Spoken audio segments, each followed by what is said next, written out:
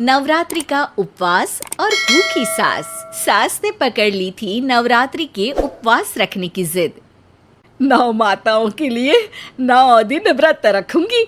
मैया की भक्ति में शक्ति है। मैया हमारे परिवार को अपना आशीर्वाद जरूर देंगी। लेकिन अपना शरीर तो देखिए माँ जी, आपका एक पाँव घर में रहता है और एक पाँव डॉक्टर के यहाँ। फिर से बीमार हो गई तो जय माता दी के साथ राम नाम सत्य भी। अरे राम राम राम कैसी बातें कर रही हो बहू। राम नाम सत्य हो मेरे दुश्मनों का। मुझे व्रत रखने से मत रोको बहू, वरना देवी माँ नाराज हो जाएंगी। नहीं, तुम्हारी सासु माँ नाराज हो जाएंगी। अरे पर माँ, भूखे क्यों रहना है? देवी माँ थोड़ी ना चाहती होंगी कि उनके भक्त भूखे रहें। और आपकी तो सारी मनोकामना पूरी हो चुकी है ना माँ। लालच है बेटा, लालच बुढ़ापे में भी खत्म नहीं होती। अरे तुम चुप करो जी, तुम्हारी भी उम्र है भक्ति भाव करने की। ज्यादा बड़बड़ की ना तो तुमसे भी उपवास रखवा लूंगी। हाँ, अरे रौद्र रूप क्यों धारण कर रही हो मेरी माँ? रख लो व्रत। ठीक है माँ, बस अपनी हेल्थ का ध्यान रखना।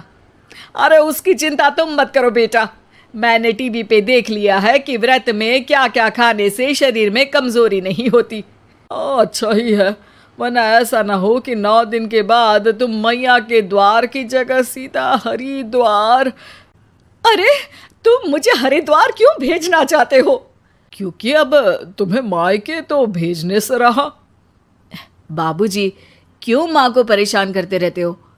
अच्छा माँ, ये बता दो कि आपको व्रत में खाने के लिए क्या क्या चाहिए होगा? नाश्ता कर लो, स्वस्थ रहो, मस्त रहो। मेरा व्रत से ध्यान भंग मत करो। अच्छा ठीक है ठीक है, भूख लगेगी तो मेरी तरफ मत देखना। आई बड़ी। तुम कोई खाना हो जो तुमको देखूंगी? आए बड़े। माँ जी, ये लीजिए आपका फरियाली मिक्सचर, इससे व्रत नहीं टूटेगा। अरे इतना सा? दिन भर भूखी रहने वाली हूँ, थोड़ा तो और ला दे। पर ये सब तो सपोर्ट के लिए होता है ना माँ जी, पेट भर के थोड़ी ना खाना होता है। करवा चौथ का व्रत नहीं रख रही हूँ जो कुछ ना खाऊं पीऊं। हाँ यार, ये तो मैंने सोचा ही नहीं। तुम इतने सारे व्रत रखती हो तो मेरे लिए करवा चौथ का व्रत क्यों नहीं रखती? अरे जुबान पे तुम्हारा नाम न रखूं, व्रत क्या खाक रखूंगी तुम्हारे लिए? इतनी जोर से डकारोगी तो दुर्गा मैया भी डर जाएंगी। तुमने तो उनके शेर से भी तेज आवाज निकाल दी। अरे शेर के जैसा पंजाबी मारती हूं मैं, देखना चाहोगे? तुम्हें पता है ना, व्रत रखते समय हिंसा वाली बातों से, विचारों से और बुरी चीजों से दूर रहना चाहिए। सही कहा, बुरी चीजों से दूर रहना चाहिए। इसीलिए तो तुमसे दूर जा रही हूं, दूसरे कमरे में। सास ने कई सारी ऐसी चीजें खाई जिनसे व्रत ना टूटे। बहू, सब्र का फल मीठा होता है। इसका मतलब ये थोड़ी है कि तू मुझे शाम तक फल नहीं खाने देगी। माँ जी, 1 घंटे पहले ही तो आपने इतना सारा। अरे एक खाता ही बना ले, उसमें लिखा करे कि मैंने कितना खाया, कितना पानी पिया। अरे नहीं नहीं माँ जी, मैं अभी फल लेकर आती हूँ। जोर से बोलो। नहीं माँ जी, मैं फल लेकर आती हूँ। अरे ये नहीं, जोर से बोलो, जय माता दी। सासू माँ एक साथ बहुत सारे फल खा लेती है। माँ जी, इतनी जोर से मैं डर गई। अरे भक्ति की शक्ति की पुकार है। पुकार नहीं, डकार है। हाँ हाँ ठीक है ठीक है, चिप्स और लेकर आना जरा, उससे भी व्रत नहीं टूटता।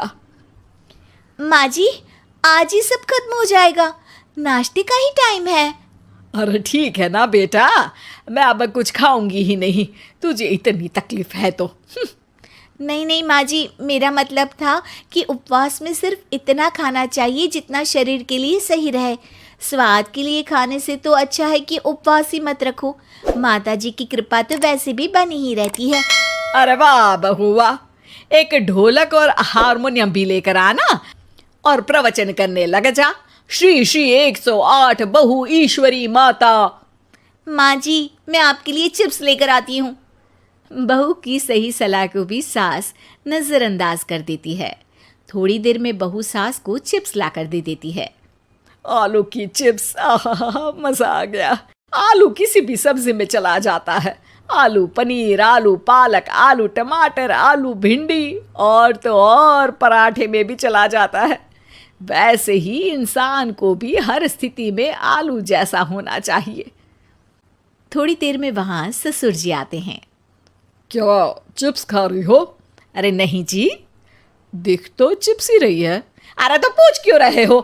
अरे गुस्सा क्यों हो रही हो? उपवास में गुस्सा नहीं करना चाहिए। और ऐसा तो है नहीं कि सिर्फ तुम उपवास करती हो, हमने भी तो किया होगा कभी। नहीं जी नहीं, तुम तो कर ही नहीं सकते।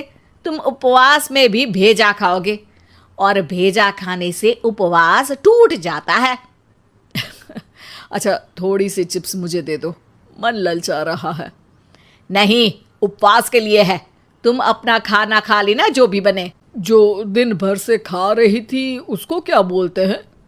बाबूजी, क्यों माँ को परेशान करते रहते हो? अरे लड़के, तेरी माँ दिन भर से इतना खा चुकी है कि देश में भूखमरी की समस्या इसी की वजह से बढ़ रही है। और खाने की दिक्कत नहीं है, कितना भी खाए, लेकिन सेहत इधर उधर होती रहती है। कुछ ऊपर नीचे हो गया तो तेरी माँ खाने के बाद हाथ धोएगी और तू अपनी माँ से हाथ धो बैठेगा। अरे इत्तू सा तो खाया था, उपवास भी ना तोड़ू क्या? ठीक है, नहीं खा रही बस। अरे बहू, तुम ही बताओ, ये इत्तू सा मतलब कितना खाया है इसने? ना जी ना, मैं कुछ नहीं बोलूँगी। खाना दे रहे हो या नहीं, या 9 दिन बिना जल के उपवास रख लूं? देने के लिए धमकी अच्छी है, सुनने में भी डरावनी लग रही है, पर जैसे तुम्हारी जुबान में स्वाद का खून लगा है ना, तुम भूखी नहीं रह पाओगी। मैं कसम खाती हूँ जी। अरे देखो, कसम भी खाओगी तुम। अरे कुछ और दे दो इसको खाने को। ये ले, दाल चावल खा ले बस। डॉक्टर भी कहते थे कि माँ को आए दिन पेट से जुड़ी समस्या रहती है। बस इसी के लिए घर वाले पहले उन्हें उपवास नहीं करने दे रहे थे, लेकिन जब उपवास करने दिया तो माँ ने इतना फरियाली खाया कि घर वालों की चिंता बढ़ा दी। और जैसा कि घर वालों को डर था, अगले दिन उनकी तबीयत खराब भी हो गई। डॉक्टर को बुलाना पड़ा। अरे जितनी बार आप बीमार होते हो, उस हिसाब से तो मुझे एक क्लिनिक आपके घर में ही खोल लेना चाहिए। या फिर क्लिनिक में ही इनका एक अलग कमरा बनवा देते हैं डॉक्टर साहब। बाबूजी, पिताजी, मेरे जनक, क्यों हमेशा मजाक करते रहते हो? डॉक्टर साहब, माँ का पेट खराब है। क्या खाया था? जो मिला, जो दिखा, सब कुछ। अरे बस भी करो जी। बस तो तुमको करना था खाते वक्त। देखिए, खाना अच्छी बात है और उपवास भी आदमी को रखते रहना चाहिए, लेकिन तब जब शरीर लायक हो। पहले दिन ही बीमार हो गई तो 8 दिन कैसे होगा? आप व्रत मत रखो और खाने पीने पे ध्यान दो। मैं गोलियां दे रहा हूँ। आप भी कुछ खाने को ही दे रहे हो? हाँ, इससे जल्दी ठीक हो जाएंगी। समझ गई हैं आप? अब तो ठीक ही होना है ना मुझे। जोर से बोलो। जय माता दी। जय माता दी। जय माता दी।